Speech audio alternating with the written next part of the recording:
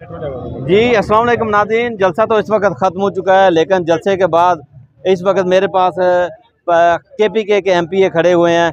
ये अपना तारुफ भी करवाएंगे और बताएंगे कि आज का जलसा कैसा रहा जी। अपना तारुफ पहले करवाएं। अस्सलाम वालेकुम। ज़रालम खान PK85 नौशहरा।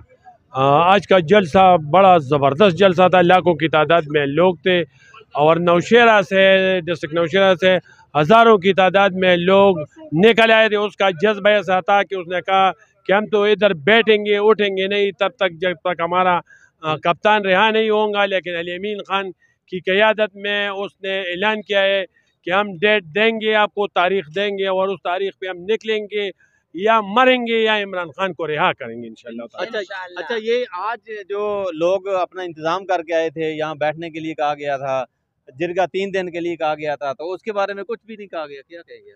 इधर तो एक लोगों से ज़्यादा इंतज़ाम किया हुआ था बैठने का, लेकिन फिर तब्दील हो गया प्रोग्राम। सिर्फ जलसे का प्रोग्राम है, ये खान की उसके कहने पे हुआ है कि खान ने कहा आप जलसा करें और तारीख दे। ये पारम 47 की हुकूमत को टहन दे, अगर ये खुश के नाउन ले और इमरान खान को रिहा करे तो फिर ठीक है, अगर रिहा नहीं करेगा तो हम इमरान खान को रिहा भी करेंगे और उसको पाकिस्तान का वज़ीर-ए-आज़म बना कर ही दम लेंगे इंशाअल्लाह इंशाअल्लाह। जी, शाह सऊद मेरे पास खड़े हुए हैं, ये भी नौशहरा के पाकिस्तान की तरीके इंसाफ की बड़ी अहम शख्सियत है।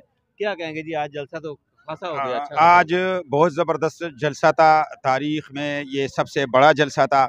लेकिन हमारी क़यादत ने जो टाइम नहीं दिया, ये खान साहब के कहने पे नहीं दिया।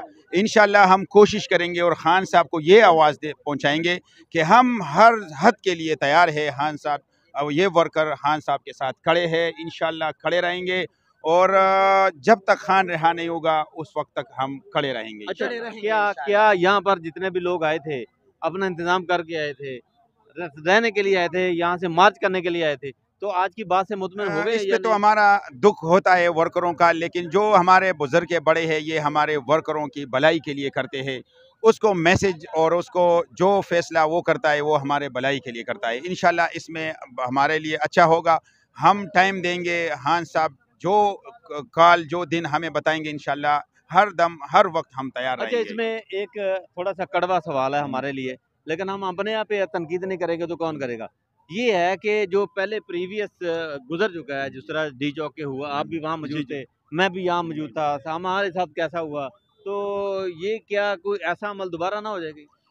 उसमें तो बाहर कर रहा है कोई इस वक्त? जी, हम इस वक्त जो है हमारे वर्कर हम कंफ्यूज है, लेकिन हम क्या है मजबूर है, हम टाइम देंगे क्योंकि पहले भी लोगों ने हमसे धोखा किया था और चले गए। इस वक्त जो हमारे अपने हैं, जब तक हम सबूत के साथ ना पकड़ेंगे तो हमारे वर्करों को चाहिए कि कोई ऐसी बात ना करे।